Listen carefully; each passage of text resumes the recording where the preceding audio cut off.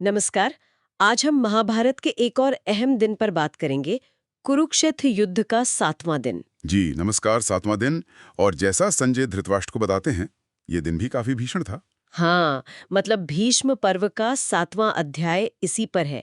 इससे पता चलता है कि युद्ध कितना कठिन होता जा रहा था, योद्धाओं पर दबाव बढ़ रहा था। बिल्कुल।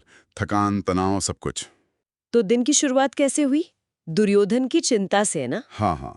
वो पिछली हारों से थोड़े परेशान थे और वो सीधे भीष्म पितामह के पास गए। और पूछा कि भाई इतनी बड़ी सेना है हमारी, फिर भी ये पांडव कैसे घुस आते हैं, तबाही मचाते हैं और निकल जाते हैं। सही सवाल था उनकी तरफ से। मतलब उनकी हताशा समझ आती है। शायद उन्हें लग रहा था कि भीष्म पूरी शक्ति नहीं लगा रहे। हो सकता है। तो भीष्म ने क्या कहा? भीष्म ने उन्हें भरोसा दिलाया। कहा कि चिंता मत करो, मैं पूरी ताकत से लड़ूंगा, पांडव सेना का नाश करूंगा। हम्म। उन्होंने द्रोण, शल्य, अश्वत्थामा जैसे महारथियों का नाम भी लिया कि सब साथ हैं। जी, बिल्कुल।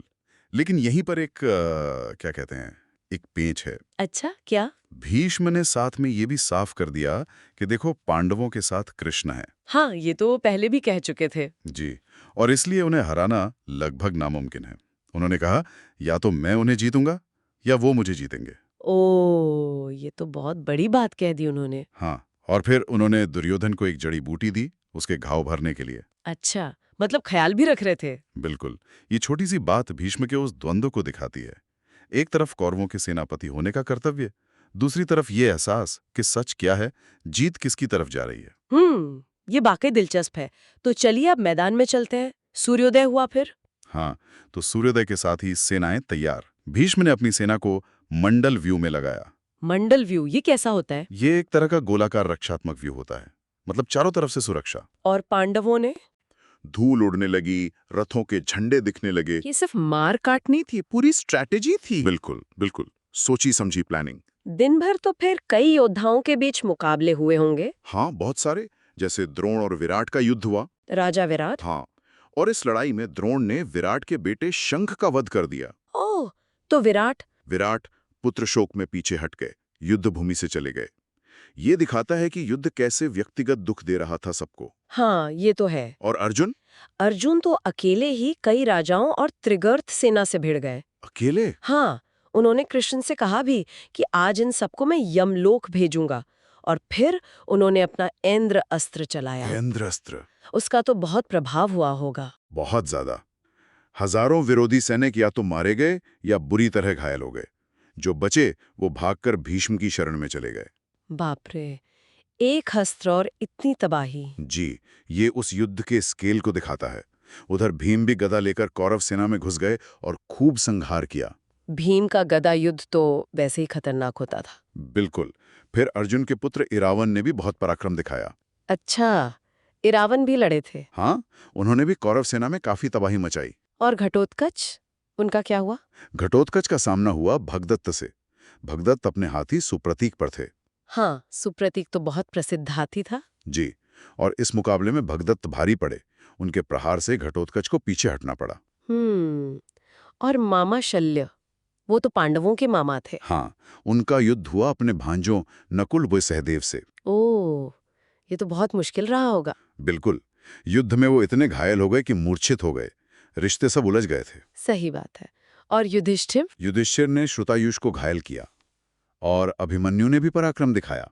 अभिमन्यु ने क्या किया? उन्होंने दुर्योधन के कई भाइयों जैसे चित्रसेन, विकर्ण, दुर्मर्शन, इनको रथहीन कर दिया, मतलब हरा दिया। लेकिन मारा नहीं? नहीं, क्योंकि उन्हें भीम की प्रतिज्ञा याद थी कि दुर्योधन के भाइयों का वध वो ही करेंगे। अच्छा, मतलब वचन का मान रखा। हाँ, युद्ध की क्रूरता के बीच भी ये उसूल चल रहे थे।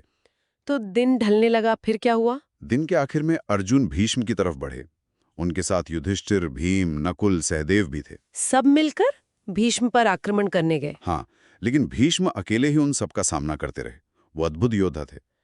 इसी बीच युधिष्ठिर ने शिखंडी को कुछ कहा ना? हाँ, युधिष्ठिर ने शिखंडी को उसकी प्रतिज्ञा याद दिलाई, भीष्म वध की प्रतिज्ञा।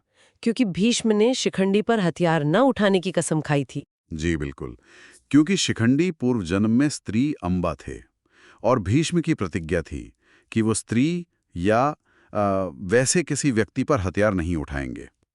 तो शिखंडी को आगे किया गया। हाँ, लेकिन पहले भीष्म युधिष्ठिर पर भारी पड़े, युधिष्ठिर के घोड़े मार दिए, उन्हें नकुल के रथ पर जाना पड़ा। भीष्म तो उस वक्त अकेले ही कहर बरपा रहे थे पांडव सेना पर। बिल्कुल। फिर शिखंडी आगे आए, लेकिन भीष्म ने उन्हें पूरी तरह से अनदेखा कर दिया, उनकी तरफ देखा भी नहीं। ये था उनका धर्म संकट, सेनापति का कर्तव्य और अपनी प्रतिज्ञा। एकदम साफ दिखता है यहाँ। कर्तव्य निभाना है, पर वचन भी नहीं तोड़ना। फिर सूर्यास्त हो गया। हाँ, सूर्यास्त हुआ और युद्ध रुक गया। सब योद्धा अपने अपने शिविरों में लौट गए, घायल अपना इलाज कराने लगे। और रणभूमि लाशों से, खून से पट गई थी। रात में फिर गीदड़ और दूसरे निशाचर अपना भोजन करने आए। 7वां दिन दोनों तरफ बहुत भारी विनाश लेकर आया। ये सब सुनकर लगता है कि युद्ध सिर्फ हथियारों का खेल नहीं है। बिल्कुल नहीं, ये संकल्प का, वचनबद्धता का और शायद कहीं ना कहीं भाग्य का भी खेल है। हाँ, जैसे भीष्म का मामला, वो जानते हैं कि पांडव शायद अजेय हैं कृष्ण के कारण, फिर भी अपने वचन और कर्तव्य पर टिके हैं। जी, ये जो कर्तव्य और निजी विश्वास के बीच का टकराव है, ये कितना गहरा रहा होगा उनके मन में, ये सोचने वाली बात है। बिल्कुल, ये एक ऐसा सवाल है जिस पर श्रोता भी विचार कर सकते हैं। आज के लिए इतना ही।